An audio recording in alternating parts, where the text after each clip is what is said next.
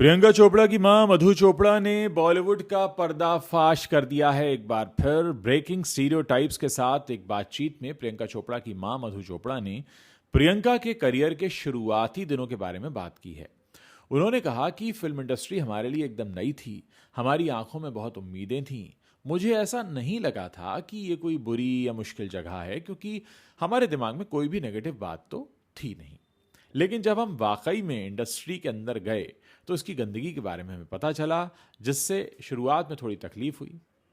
मधु चोपड़ा कहती हैं कि ये सब देखकर हम डर गए थे। हालांकि इतनी मुश्किलों के बावजूद प्रियंका ने हार नहीं मानी, साथ ही हमारे डर को भी कम कर दिया। उन्होंने कहा कि मुझे याद है, एक दिन प्रियंका ने हमें बैठाया साथ में और कहा कि माँ, तुम मुझे अच्छे से जानती हो, तो फिर इन सब बेकार की बातों पर ध्यान मत दो, बस। मधु चोपड़ा कहती हैं कि फिर धीरे धीरे सब कुछ ठीक होने लगा। लेकिन दोस्तों, ये सफ़र इतना आसान रहा नहीं है। आप सभी जानते हैं कि एक वक्त में शाहरुख के काफ़ी नज़दीक आ गई थी प्रियंका, और उन दिनों ये कहा जाने लगा था कि ये पहला मौका है जब शाहरुख खान के नज़दीक उनकी कोई हीरोइन आई है इस तरह से, जिसको लेकर तमाम तरह की बातें हो रही हैं। कहा यह भी गया कि शाहरुख खुद पसंद करने लगे थे प्रियंका को। और उसके बाद जब ये बात उनके घर में खुलती है, उनके जो सबसे क्लोज फ्रेंड कहे जाते हैं करण जौहर, उनकी पत्नी गौरी, उसके बाद एक कोशिश शुरू होती है कि इस लड़की को बॉलीवुड से बाहर करो, क्योंकि इसने शाहरुख को अपनाने की, उनके करीब आने की कोशिश की। लेकिन अगर आप देखें तो बॉलीवुड जो है वो कोई शाहरुख खान के जायदाद तो है नहीं कि अगर शाहरुख खान के कोई करीब आएगा और कोई उनके करीबी लोग चाहेंगे कि ना हो तो उसको बॉलीवुड से बेदखल कर दो। लेकिन हाँ, बॉलीवुड में इस तरह की प्रैक्टिसेस हैं, और ये हमने सलमान और विवेक के टाइम पे भी देखा था।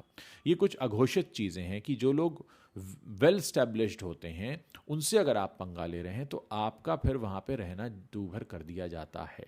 ये भी बॉलीवुड का एक काला सच है। मुझे याद है शुरुआती दिनों में प्रियंका चोपड़ा का उनके सेक्रेटरी से भी पंगा हो गया था, जिसको फिर उन्होंने निकाल दिया था। सेक्रेटरी या पीआर थे वो, उनको निकाल दिया था। और प्रियंका का जो करियर था वो शुरुआत में उतना अच्छा नहीं चला था। फिर हाँ, जब अच्छा चलने लगा तो फिर ये बातें होने लगी कि वो शाहरुख के करीब जा रही हैं, शाहरुख के नज़दीक जा रही हैं, और उस वक्त ये कहा जा रहा था कि दोनों काफ़ी घुलने मिलने लगे थे, साथ उठने बैठने लगे थे। फिर वो बातें थोड़ी कम हुई और फिर उनकी नज़दीकी शाहिद के साथ भी शुरू हुई। ऐसा भी कहा जाता है कि शाहिद के घर पर, माफ़ कीजिएगा, प्रियंका के घर पर रेड पड़ी और दरवाज़ा शाहिद ने खोला। तो उस वक्त ये खबर निकल कर आई थी, क्योंकि दोनों वर्सोवा में एक ही बिल्डिंग में रह रहे थे, एक ही सोसाइटी में रह रहे थे। तो कुल मिलाकर जब मधु चोपड़ा आज ये बात कहती हैं कि जब वो आई थी बॉलीवुड में, उनकी बिटिया आई थी प्रियंका, और उनकी आंखों में बड़ी उम्मीदें थीं, और उनको ये लग नहीं रहा था कि कुछ गलत या ख़राब होता है यहाँ पे। क्योंकि क्या है ना कि इतने चिकने चुपड़े चेहरे दिखते हैं, इनको देखकर आपको यही लगता है कि कुछ सब कुछ बहुत अच्छा होगा, सब गुडी गुडी होगा। लेकिन अंदर आकर ये पता लगता है कि वहाँ पर जो है स्थिति कुछ ख़राब हो रही है, और वो स्थिति इतनी ख़राब होती है कई बार कि आपको चैन से जीने भी नहीं देते हैं। और यही हुआ प्रियंका चोपड़ा के साथ। लेकिन प्रियंका ने हार नहीं मानी। प्रियंका ने कहा कि ठीक है, अगर आप मुझे इसलिए दूर कर रहे हैं कि मैं बॉलीवुड के एक बहुत बड़े सुपरस्टार के नज़दीक जा रही हूँ। देखिए, दोनों के बीच क्या था ये तो वही दोनों बेहतर बता सकते हैं, क्योंकि दो लोगों के बीच में क्या रिश्ता है वो तीसरा नहीं बता सकता। हाँ, लोगों को लगा कि ये जो नज़दीकी है दूसरी वाली है, जो कि पत्नी को जेलस कर सकती है। खैर, उसके बाद प्रियंका ने अपनी एक नई इनिंग शुरू की। वो बाहर गई, म्यूज़िक वीडियो में काम किया, बाहर काम ढूंढा, खुद को साबित किया। और आज प्रियंका जब आती हैं बॉलीवुड, तो मतलब एक तरह से मुझे ऐसा लगता है कई बार कि वो बॉलीवुड का मुंह चिढ़ा रही हैं कि तुमने मुझे बाहर भेजा था और देखो अब मैं इंटरनेशनल स्टार बन गई हूँ। शादी भी उन्होंने एक इंटरनेशनल स्टार से की है। मुझे लगता है कि ये शादी भी निक जोनस से करना उनका एक इंटरनेशनल स्टेटमेंट है कि तुमने मुझे शाहरुख के करीब आने से रोका, तो जाके देखो मैं किसी डोमेस्टिक स्टार से शादी नहीं कर रही हूँ, मैं इंटरनेशनल स्टार से जाके शादी कर रही हूँ। क्या होता है कि ईगो कई बार बहुत बड़ा हो जाता है, और अगर आप अचीव कर रहे हैं कुछ तो फिर साथ में उसका ईगो बढ़ता चला जाता है। आप अपनी छाप छोड़ना चाहते हैं, आप अपने सिग्नेचर करना चाहते हैं, और प्रियंका ने भी यही चाहा। प्रियंका की शादी निक जोनस से होना, प्रियंका का खुद को हॉलीवुड में स्टैब्लिश करना, प्रियंका का कभी कभी इंडिया आना और एक ये स्टेटमेंट देना। ये स्टेटमेंट मतलब वर्बल स्टेटमेंट नहीं होता है, ये उनके चेहरे पर लिखा होता है कि यही वो जगह है ना जहाँ से मुझे भगाया था। अब मैं यहाँ पर इस तरह से आती हूँ कि मैं यहाँ से बड़ी स्टार हूँ, मेरी जगह तो कहीं और है। फिर वो तमाम बातें हुई हुडी को लेकर कि हुडी उनके बॉयफ्रेंड की है, तमाम बातें हुई। मैं उन बातों को आपके सामने नहीं छेड़ूंगा क्योंकि वो सारी बातें जो हैं वो बहुत छोटी हो जाती हैं। लेकिन जो ब्रॉडर पिक्चर है उसको अगर आप देखें तो ब्रॉडर पिक्चर ये है कि प्रियंका ने अपने आप को स्थापित किया, बॉलीवुड को ठेंगा दिखाया, बॉलीवुड को मुंह चिढ़ाया, और आज बॉलीवुड जो है आज कहाँ जा रहा है वो आपको सब पता है।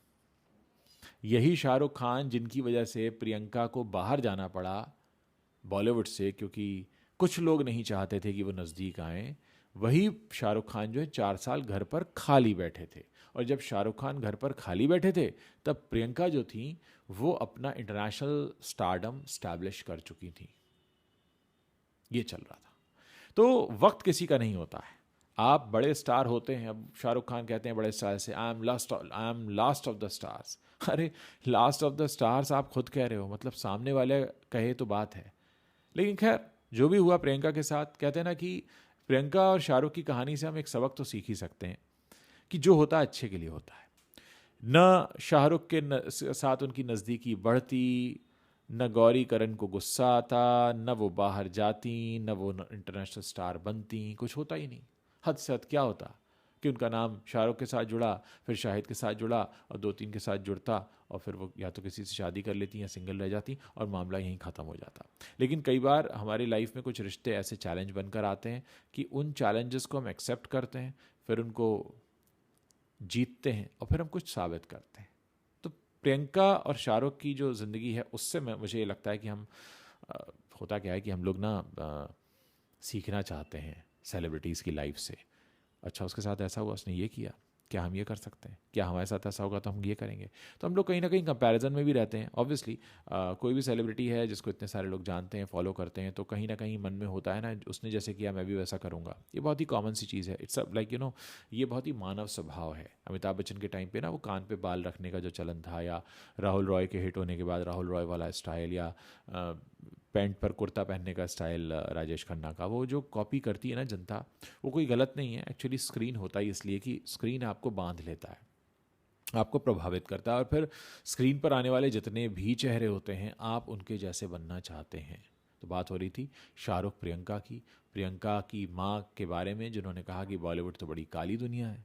उनको तो पूरा एहसास हो गया, उन्होंने तो देख लिया कि एक सो कॉल्ड सुपरस्टार की वाइफ ही उनके पीछे पड़ गई, और उसके बाद उनकी बेटी को जाना ही पड़ा, बाहर स्ट्रगल करना पड़ा। वो बात अलग है कि वो स्ट्रगल प्रियंका के लिए बड़ा काम का रहा, और मतलब कहते हैं ना कि आपदा में अवसर, तो प्रियंका ने आपदा में अवसर तलाश लिया।